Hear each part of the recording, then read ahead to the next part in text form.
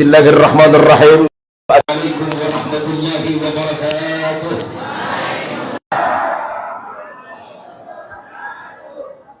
Ini nggak semangat karena tampilan pertama katanya stok lama, udah biasa. Nanti kalau Ustadz Sidik yang salam insya Allah akan lebih bergemuruh dari semangat ya Ustadz ya. Emang begitu, kalau stok lama itu suka begitu, ada istilah mengatakan dapat teman baru tinggallah teman lama. Tapi biarkan begitu, kalaupun kalian tidak mencintaiku namun cintaku tidak akan pernah putus hingga kapanpun. Biar aku yang mencintaimu, tak usah kau berikan aku cinta, karena cintaku akan membuat masa depanmu akan jadi cerah dan indah. Ikutlah denganku, bukan hanya bahagia di dunia, tapi ku tuntun kau di sorga. Itu kata Ustadz Sidik. Ya, saya ulangi, jalan-jalan ke Payakumbuh, ambil tali dan ketupat. Kalau Islam sudahlah tumbuh, sambutlah salam dengan penuh semangat. Assalamualaikum warahmatullahi wabarakatuh.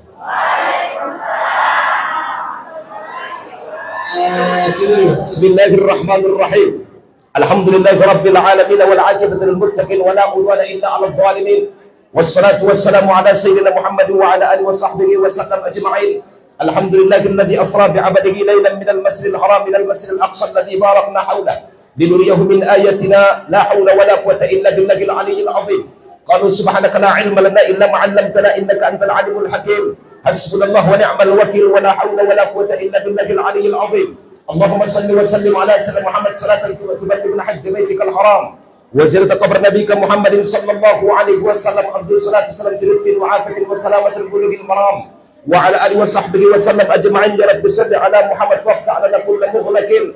Ya rabbi salli ala Muhammad. Ya rabbi ballighna nazuru ya rabbal hilli wal haram. Ya Rabbal Mash'aril Haram Ruknul Maqam, ablig minna salam ala nabiyyina wa habibina wa syafi'ina Muhammadin sallallahu alaihi wasallam. Assalamu alayka ya Sayyidallah, assalamu alayka ya Habiballah, assalamu alayka ya Mustafa Muhammad sallallahu alaihi wasallam wa ala alihi wa sahbihi wa sallam ajma'in. Faqad qala Allah ta'ala fil kitabil munazzal ala nabiyyina Muhammadin sallallahu alaihi wasallam. Bismillahirrahmanirrahim. Subhanalladzi asra bi 'abdihi laylan minal masjidil haram ilal masjidil aqsa alladzi barakna hawlahu. Wa thumma qala an-nabiy sallallahu alaihi wasallam fi kitabihil hadits, awwalu ma yuhasabu 'inda Allah as-salah idza awfa istawfa sadaqallah wa sadaqa rasulun nabiyul karim wa nahnu 'ala dhalika minasyahidin wasyakirin walhamdulillahi rabbil alamin. Ma'asyiral muslimin dan muslimat rahimahullah subhanahu wa ta'ala. Bila khusus yang kita muliakan para kesepuhan kita, bila khusus yang kita muliakan tuan guru kita yang mulia yang alhamdulillah subhanallah telah hadir di tengah-tengah kita. Semoga Allah Ta'ala muliakan beliau, diberikan hati yang penuh dengan istiqamah, amin. Dijadikan anaknya anak yang salihin wa salihat, dan kita semuanya dikumpulkan dalam kebaikan. Seluruh undangan kami yang hadir pada kesempatan kali ini, yang alhamdulillah semua dalam ta'zim rahmat Allah Subhanahu wa Ta'ala. Semoga kita Allah Ta'ala bahagiakan, amin amin ya rabbal alamin. Tidak ketinggalan kaum ibu yang kompak alhamdulillah dengan seragamnya. Ada yang pakaiannya berwarna-warni, subhanallah luar biasa, menggambarkan kita adalah berbeda. Ada yang kaya, ada yang miskin, ada yang sempit, ada yang lapang, ada laki-laki, ada perempuan. Namun kita dikumpulkan dalam cinta kepada sang baginda Muhammad sallallahu alaihi wasallam. Maka tidak ada pokok kebahagiaan dalam kehidupan. Manusia tidak akan pernah mencapai yang dinamakan dengan kebahagiaan kecuali satu jurus yang diajarkan Nabi sallallahu alaihi wasallam. Namanya adalah jurus cinta. Karena cinta berat akan sama dipikul, ringan akan sama dijinjing, semua permasalahan akan selesai, dan cinta adalah anak kunci daripada surga. Maka saudara kaum muslimin, segala puji kita panjatkan kepada Allah Subhanahu wa Ta'ala, King of the King.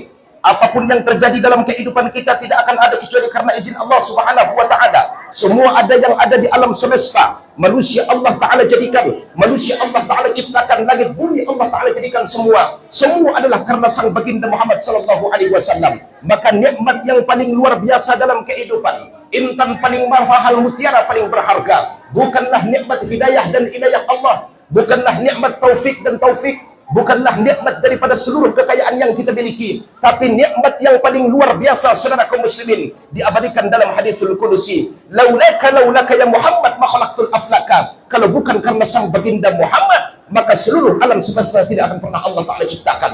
Maka hidup nggak boleh jauh-jauh dari Muhammad. Pengen bahagia dunia, hiduplah dengan Muhammad. Pengen dapat segala sesuatu, maka hiduplah dengan Muhammad. Pengen sampai kepada Allah, hiduplah dengan Muhammad. Surga tidak akan pernah dibuka kalau bukan karena baginda Muhammad sallallahu alaihi wasallam. Maka para ahli sufi mengatakan kalimat Muhammad adalah kalimat falasifah. Kalimat Muhammad adalah kalimat ungkapan yang mengandung makna, di mana mimnya adalah maujudul khalqi bisababihi, keberadaan manusia di atas dunia itu semua karena sang baginda Muhammad. Kalimat huruf hanya adalah hayatul khalqi bisababihi, hidupnya manusia adalah karena Muhammad. Mim yang kedua mautul khalqi bisababihi, matinya manusia karena Muhammad. Dan dalnya dukhulul jannah bisababihi, surga tidak akan pernah dibuka kecuali karena sang baginda Muhammad sallallahu alaihi wasallam. Maka pengen bahagia, Muhammad adalah intisarinya, Muhammad adalah anak kuncinya. Makanya seorang sahabat datang kepada Nabi bertanya, "Ya Rasulullah, mata sa'ah, kapankah hari kiamat tiba?" Maka Nabi dengan heran bertanya, "Famadza a'dadta laha?" Apa yang telah kau siapkan untuk menyongsong hari kiamat? Maka si pemuda mengatakan, "Wallahi ma ista'adtu bi kasrati salatin wala siyamin." Salatku pas-pasan, zakatku pas-pasan, ibadahku enggak seberapa. Walakin daraitu ana uhibbuka ya Muhammad. Yang aku tahu, aku betapa sangat mencintaimu ya Muhammad. Maka Nabi mengatakan, saudara kaum muslimin, "Al-mar'u yuhsyar ma'a man ahabba." Setiap manusia akan dikumpulkan bersama siapa yang dia cintai. Makanya buktikan cinta kepada Muhammad. Cinta bukan sekedar ekspektasi dan ungkapan, tapi cinta adalah realiti dan pembuktian. Bagaimana membuktikan sang baginda Muhammad? Tanda cinta ada 3. Yang pertama, kau sebut namanya. Kemudian kedua, kau contoh akhlaknya. Yang ketiga, hiduplah berdampingan dengan dia. Kalau tiga-tiganya kita miliki sebagai kualifikasi, maka insya Allah kita akan bahagia. Semoga semua jemaah sahata Allah bahagiakan dengan syafaat sang baginda. Amin ya rabbal alamin. Salawat dan salam tercurah kepada sang junjungan alam, manusia yang sangat luar biasa, dipuji oleh alam semesta. Bahkan Quran berbicara tentang beliau, innaka la'ala khuluqin azim, bahwa Muhammad adalah Al-Quran berjalan. Laqad kana lakum fi rasulillah uswatun hasanah. Demi sesungguhnya akhlak yang luar biasa dimiliki baginda Muhammad, menjadi contoh dalam segala tatanan kehidupan. Rasul adalah contoh yang sangat luar biasa, multi dalam segala multi, fungsi dalam segala fungsi. Keberadaan beliau adalah merupakan figur dalam kehidupan, jauh dari akhlaknya sesat di tengah kehidupan, contoh akhlaknya bahagia di tengah kehidupan. Muhammad namanya disebutkan di mana-mana. Dalam salat kita ucapkan dia, dalam sembahyang kita ucapkan dia, salawatmu pengantar doamu. Maka kalau anda gelisah gundah gulana, batin kita sengsara, ada kesedihan yang merengsa, maka jawabannya, in kuntum fi warqatin faqum lailan muntasifa wa shalli 'alan nabiyil mustafa. Ketika batinmu Allah Ta'ala uji, ketika jiwamu Allah Ta'ala uji, ketika problem hidup banyak dalam masalah kehidupanmu, maka bangkit tengah malam, sebut nama Muhammad. Maka modal keselamatan yang dicontohkan Nabi cuma 3 perkara. Yang pertama, sholatnya jaga. Yang kedua, sholawatnya banyakin. Yang ketiga, silaturahmi, senantiasa istiqomah. Maka sholat, sholawat, dan silat, hidupmu penuh dengan selamat. Jauh dari salah satu yang 3, hidupmu akan melarat. Maka saudara kaum muslimin, jaga salatmu. Ini peristiwa momentum yang sangat luar biasa. Salawat tanda cinta kepada Muhammad, silaturahmi antar manusia. Kalau kita gabungkan, jadilah doa baginda Nabi, Allahumma barik lana fi Rajaba wa Sya'bana wa ballighna Ramadan. Duhai Tuhanku, berikan keberkahan kepada bulan Rajabku, berikan keberkahan kepada bulan Sya'banku, sampaikan kepada bulan Ramadan. Apa yang dimiliki bulan Rajab, saudara kaum muslimin? Di sana ada perintah salat. Apa yang dimiliki bulan Sya'ban? Di sana ada perintah salawat. Apa yang dimiliki bulan Ramadan? Di sana ada perintah umat dengan silat. Maka tiga-tiganya hasil maqasidana, kau dapatkan apa yang kau inginkan. Tapi kembali kepada konteks amal ibadah kita, ilahi anta maqasudi wa ridhaka matlubi, a'tini mahabbataka wa ma'rifataka. Tuhanku, ridhamu yang kau tuju. Gak ada apa-apa, saudara kaum muslimin. Maka lillahnya mesti diatur batin. Karena amal ibadah apapun yang kita lakukan, konteks segala sesuatu, niatnya dulu kita perbaiki. Betul? Saudara kaum muslimin, rahimakumullah. Saudara kaum muslimin yang dicintai Allah Subhanahu wa ta'ala, ini bulan Rajab yang sangat luar biasa. Maka Allah Subhanahu wa ta'ala memuliakan bulan Rajab dengan berbagai hal. Salah satunya, saudara kaum muslimin, ada perintah yang sangat fundamental. Nabi mengatakan, ibaduddin adalah yang agama, namanya salat. Tapi sebelum Nabi menjemput amal ibadah salat, maka berbagai taapan demi taapan perjuangan yang telah dihadapi baginda Nabi. Rasul itu enggak serta-merta menerima ibadah salat itu simsalabim abrakadabra, tapi jauh, saudara kaum muslimin, ujian yang sangat luar biasa menghantam kehidupan sang baginda Muhammad sallallahu alaihi wasallam. Betul? Maka salat enggak ada kecuali karena ujian. Salat enggak ada kecuali karena kesedihan baginda. Salat gak ada kecuali ketika dakwah ditolak oleh manusia di mana-mana. Maka latar belakang daripada Isra wal Mi'rajnya Nabi sallallahu alaihi wasallam, Asy-Syaikh Safiyuddin Al-Mubarakfuri dalam kitabnya Ar-Rahiqil Makhtum dan Muhammad Haikal dalam kitabnya Hayatu Muhammad menjelaskan 3 latar belakang kisah yang menyebabkan Rasul dapat undangan dalam peristiwa Isra wal Mi'rajnya beliau yang sangat luar biasa, saudara kaum muslimin. Mana yang pertama? Wafatnya paman kandung tercinta. Siapa namanya? Abu Thalib.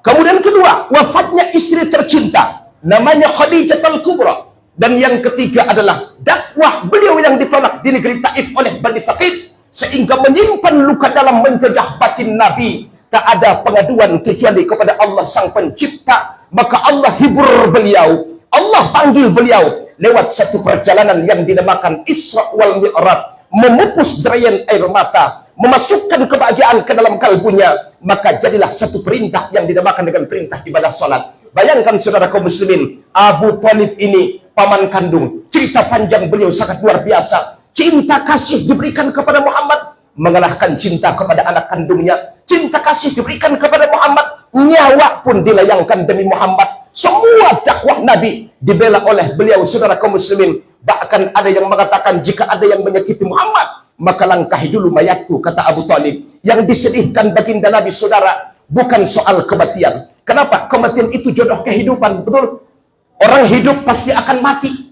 Orang Allah Ta'ala berikan kehidupan, konsekuensi mesti meninggalkan. Prinsip hidup kalau tidak meninggalkan kita.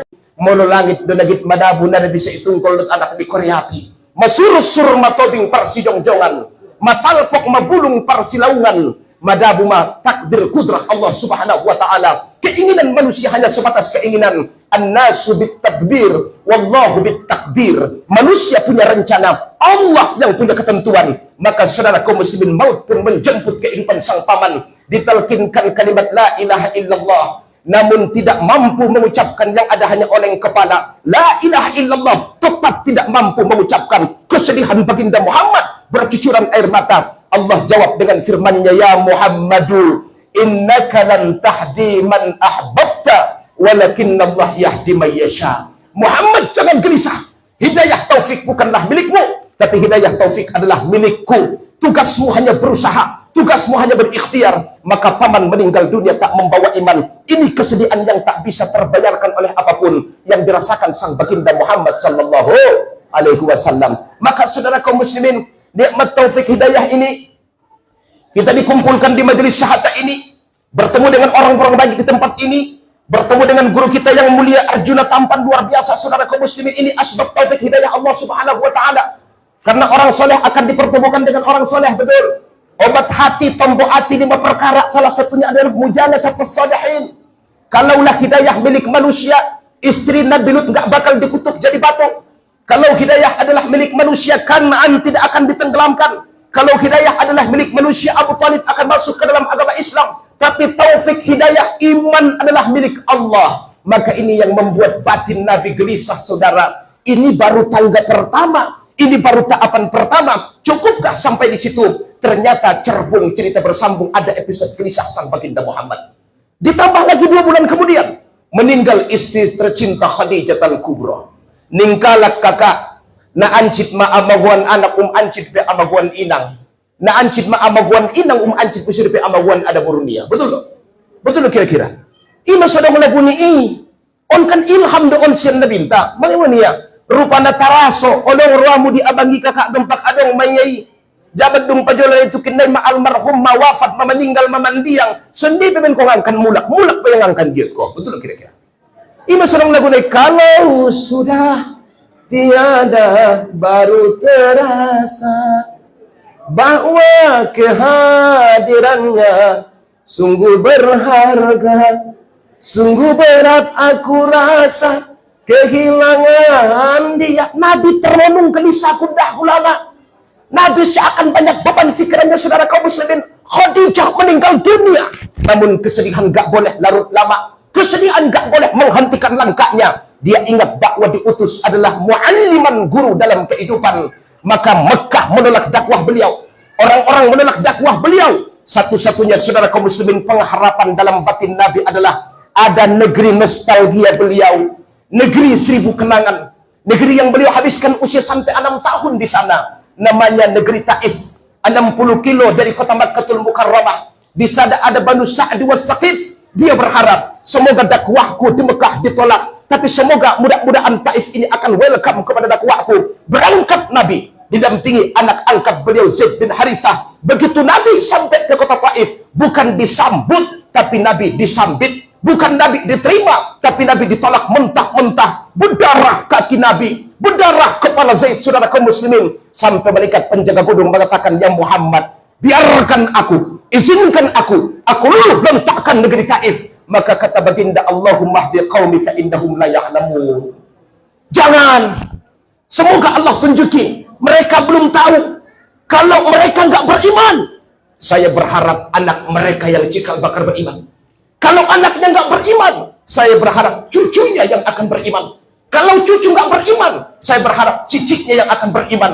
Ini batin Nabi Shallallahu Alaihi Wasallam yang diabadikan dalam Al-Quran. Muhammadur Rasulullah asyidda 'alal kufar ruhama'u bainahum. Maka ini yang mengantarkan dakwah saudara kaum muslimin, sehingga masuk agama Islam salah satu pembantu daripada Syaibah ataupun Utbah, namanya Adas, masuk ke dalam agama Islam. 10 hari dakwah di negeri Taif, saudara. Potensi dakwah kemana-mana pun, tapi hanya satu yang menerima dakwah Nabi Shallallahu Alaihi Wasallam. Batin makin gelisah, gak ada obat kecuali pertemuan dengan orang yang membuat gelisah tersebut, dengan sosok sang pencipta kesedihan. Siapakah sang pencipta? Allah. Imasolahir laguna, pertemuan yang kuimpikan kini jadi kenyataan. Abang Oluan nunggu tu si Ustaz Abdullah, mana Ustaz Abdullah? Saudara kaum muslimin dan muslimat yang dimuliakan Allah Subhanahu wa taala, hitungan hari saudara.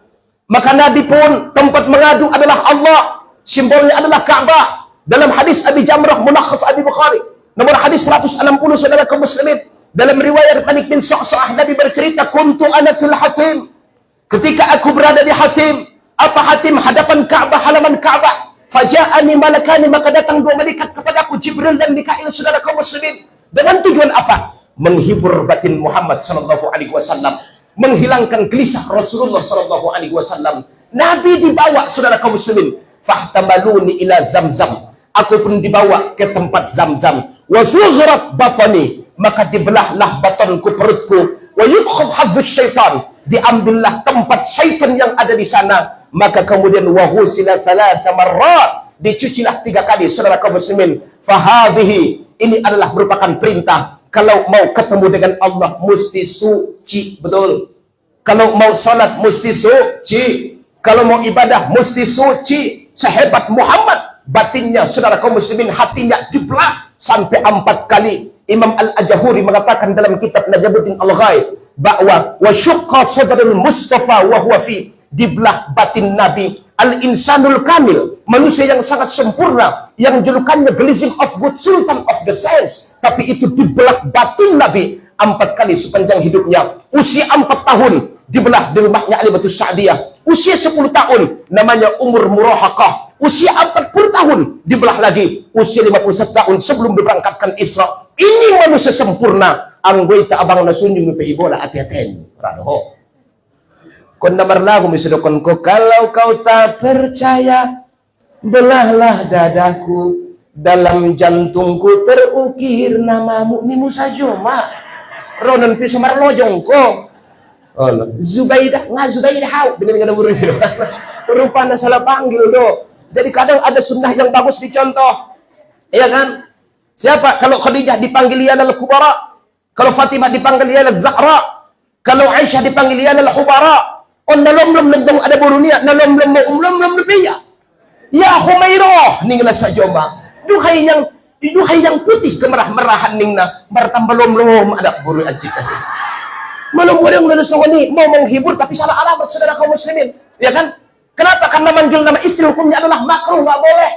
Nabi nggak pernah manggil nama istrinya, saudara kaum muslimin, panggil dengan panggilan yang cinta, yang bagus, yang oke, yang romantis. Tapi orang Mandailing suka tabu, saudara kaum muslimin. Ang boita adalah Mandailing, na jolo ipanggil Anggi baru-baru kawin. Dung adong anak umak siucok, atau maksudong umak ni mulia dong niya. Dung adong umak siucok, dung marpompu ompong ni siucok niya. Palangay bagaimana tungki niya sa Mandailing day. Kalau Sunda, ya nanti insya Allah kita pelajari dari guru kita yang mulia, ya, Kiai Haji Sidik. Insya Allah beliau nanti akan jelaskan semua. Saudara kaum muslimin dan muslimat yang dimuliakan Allah, saya ini bukan ustadz seperti beliau. Saya cuma bau-bau ustadz. Yang ustadz beliau, cuma kata orang Qaedah, lebih bagus bau-bau ustadz daripada ustadz bau. Betul? Ya kan? Bagus bau-bau ustadz daripada ustadz bau. Jadi insya Allah nanti kesimpulan dari kajiannya akan disampaikan oleh beliau, saudara kaum muslimin. Kembali kepada penjelasan. Setelah batin Nabi dibelah, maka diambil hatinya. Wa yu'khadhu syaitan. Diambil batinnya tempat syaitan, saudara kaum muslimin. Dicuci 3 kali dengan zam-zam. Cukupkah pencucian 3 kali? Ini perintah. Kalau wuduk maka ghasalat 3 marrat syuri'at. Mencuci ketika wuduk 3 kali hukumnya adalah sunnah, saudara kaum muslimin. Sebagaimana diriwayatkan dalam kitab Bulughul Maram, riwayat daripada Al-Hamran Maula Utsman bin Affan, bahwa semua anggota wuduk Nabi dicuci 3 kali, illa rambut atau illa kepala, fahuwa mashan marratan, kama qala aktsarul ulama, kata Imam Ibnu Hajar, saudara kaum muslimin. Ini perintah bahwa sebelum sholat batinnya sucikan, cucikan zahirnya, ambil wuduk, saudara kaum muslimin. Ini tahapan pertama. Setelah fa'afragha qalban Nabi, maka dikosongkan batin Nabi SAW.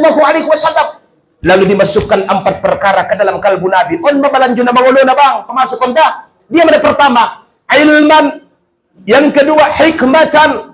Yang ketiga, yaqinan. Keempat, islaman, saudara kaum muslimin.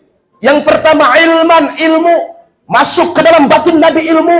Maka Nabi ummi secara panggilan sejarah. Tapi tidak ada manusia paling cerdas di dunia, saudara kaum muslimin, kecuali sang baginda Muhammad SAW. Betul? Makanya namanya julukannya Al-Insanul Kamil. Kalau nonton media ada yang mengatakan ada seorang ulama yang sangat luar biasa sampai mikrot 70 kali bertemu dengan Allah dibandingkan dengan Muhammad. Katakan itu adalah bullshit. Kenapa, saudara kaum muslimin? Dalam kitab Insanul Kamil, kalau ada sejarah yang mengalahkan kehebatan baginda Muhammad, maka fahuwa kufrun, itu adalah kafir, kata beliau Sayyid Muhammad, saudara kaum muslimin. Nggak pernah. Nabi saja cuma sekali mi'raj, saudara. Dan kundo pun kalau kena sing sedang bendok naik butuh bumi, baru kan? Maka dimasukkan ilmu, maka ilmu Nabi luar biasa. Yang kedua, dimasukkan satu sifat yang sangat luar biasa, namanya penyakit hilman. Apa itu penyakit hilman, saudara? Mampu menahan amarah dan murka. Apa sifatnya baginda Muhammad? Muhammadur Rasulullah, asyidda 'alal kuffar ruhama'u bainahum. Ruhamanya baginda Muhammad luar biasa, saudara. Saya sampaikan satu kisah pendek. Ini menggambarkan batin Nabi, kalau nggak begini nggak bakal sampai kepada Allah. Mana sifatnya? Dulu pernah diceritakan dalam kitab Hayatus Sahabah, karangan Abu Ilyas Al-Kandahlawi. Ada 10 orang datang ke negeri Madinah pengen dijamu. Belum zaman punya hotel seperti sekarang, saudara. Maka kemudian Nabi tawarkan kepada sahabat-sahabat yang ada, gak ada yang bisa jamu kecuali baginda Muhammad. Dijamu, diberikan makanan yang enak-enak. Tengah dong rondang apa? Nggak makan rondang itu kalau Arab. Kan? Makan daging, saudara. Dikasih enak, lezat, luar biasa. Diberi akomodasi tumpangan sama Nabi. Yang paling luar biasa, salah seorang dari yang 10, ada yang gempal badannya. Tukang makan, boltok karet. Kan ini mentonya. Ngabutong-butong. Sampai kuah lepe ini latih iya. Asus ini ngone. Kuahnya aja enak. Ningna saja mah. Ini latih iya sampai tempat naik.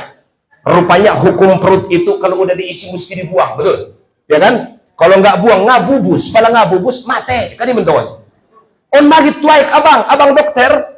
Madinah belum ada fasilitas toilet, saudara. Ini negeri kering kerontang, gak ada tapian, belum ada masjid Nabawi seperti sekarang. Maka susah buang hajat pun mesti lari ke gurun pasir.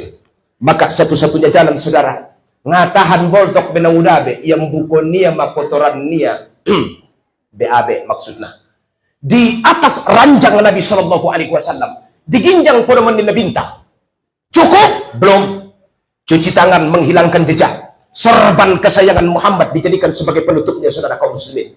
Biar nggak kebaca ini kesalahan dia. Sebelum subuh azan berkumandang azan subuh, maka dia pun meninggalkan negeri Madinah. Cuci tangan, hilangkan jejak. Tapi batin merasa bersalah karena ini adalah kasih sayang Muhammad telah dibalas dengan kesalahan dan air tuba yang sangat luar biasa. Betul?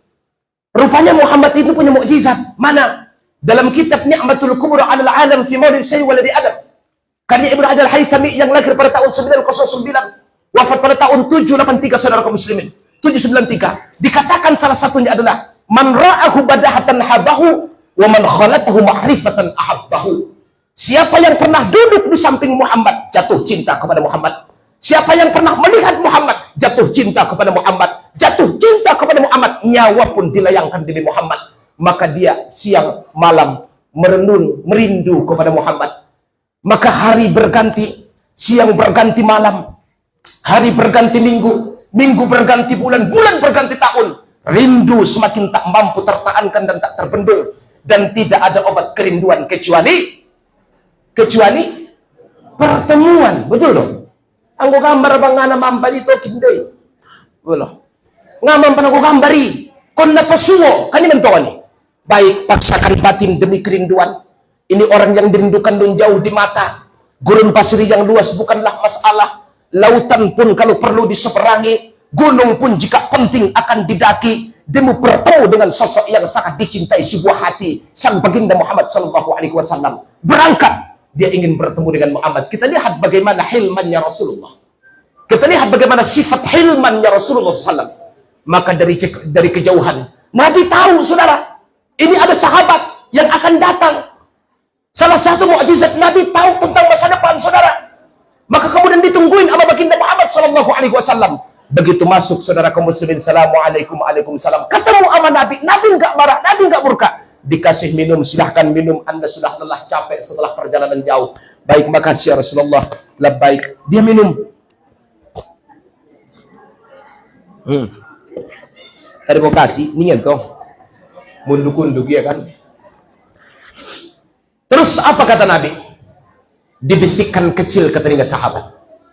Meskipun kesalahan yang kau lakukan lebih besar dari makanan yang kau habiskan, kau buang hajat di atas dipan, kau jadikan penutup sorban, itu sorban paling kusuka, paling kucinta.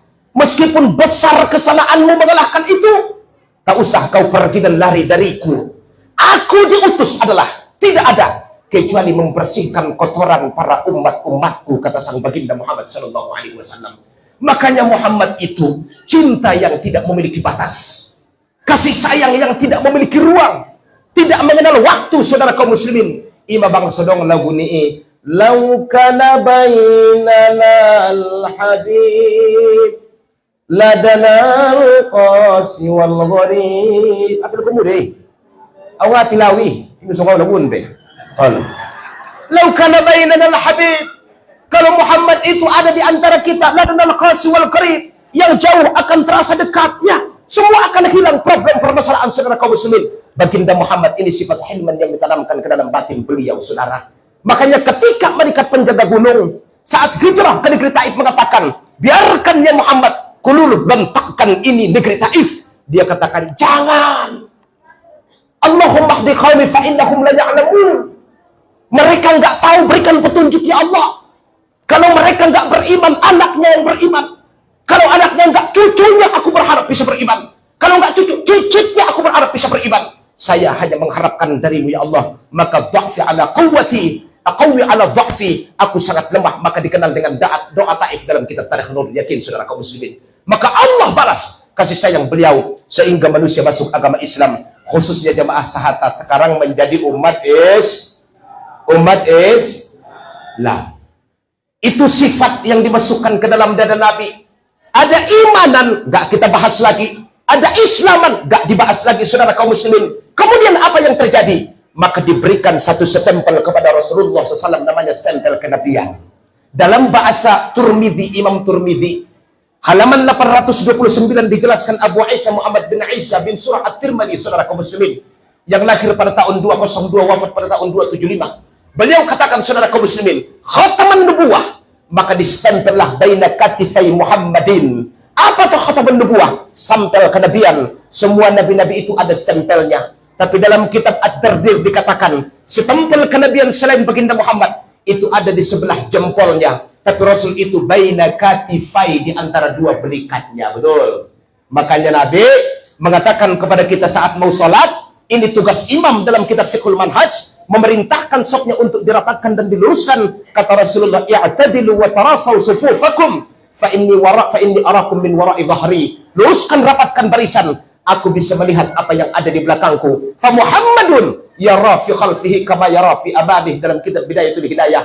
Maka Muhammad bisa melihat apa yang di belakangnya seperti dia bisa melihat apa yang di depannya. Kenapa? Ada baina katifai khataman nubuwah. Mana kalimatnya? Allahu wahdah la syarikalah, Muhammadan abduhu wa rasuluh, tawajjah haitsu syi'ta fa innaka mansurun. Kata Imam Tirmidzi, kalau ditambahi dengan kalimat Bismillahil azizil qahhar, Allah wahdah la syarikalah, Muhammadan abduhu wa rasuluh, tawajjah haitsu syi'ta fa innaka mansurun. Kalau kita amalkan ba'da subuh, kalau wafat sebelum maghrib husnul khatimah, amalkan ba'da maghrib, wafat sebelum subuh husnul khatimah. Kalau kita tempel di dinding kita dalam kitab Khazinatul Asrar karangan Imam Asy-Sya'rani, kalau kita pandang di waktu pagi, mati sebelum sore husnul khatimah. Dipandang di waktu malam, mati sebelum pagi husnul khatimah. Dipandang di awal bulan, mati pada bulan tersebut husnul khatimah. Dipandang di awal tahun, mati sebelum akhir tahun, maka husnul khatimah. Itu khataman nubuwah, salah satu yang telah diijazahkan Allah dalam perjalanan Mi'raj sang baginda Muhammad sallallahu alaihi wasallam. Ini sepertinya stok lama, nggak usah lama-lama ya, akan ada lagi insya Allah tampilan guru kita yang lebih spektakuler, dan insya Allah sangat kita nantikan kedatangannya. Kalau saya ini kiai sebulan bisa 7 kali ngisi di sini kiai. Kadang mereka tak bosan sama kajinya, bosan sama orangnya kiai. Kadang tak bosan orangnya, bosan gajinya kiai. Jadi jemaah saya ini kalau agak sering ngisi-ngisi di sini memang, tapi yang ngisi di sini yang udah biasa. Mereka suka kalau lagi ngomong, mereka juga ngomong juga di belakang. Saya takut dosa mereka kiai. Jadi untuk itu saya nggak mau dosa semua. Sejarah ini insya Allah kita persingkat, dan mudah-mudahan insya Allah episode selanjutnya kita akan sambung kembali, masih tetap pada channel yang sama, tvsahaka.com. Assalamualaikum warahmatullahi wabarakatuh.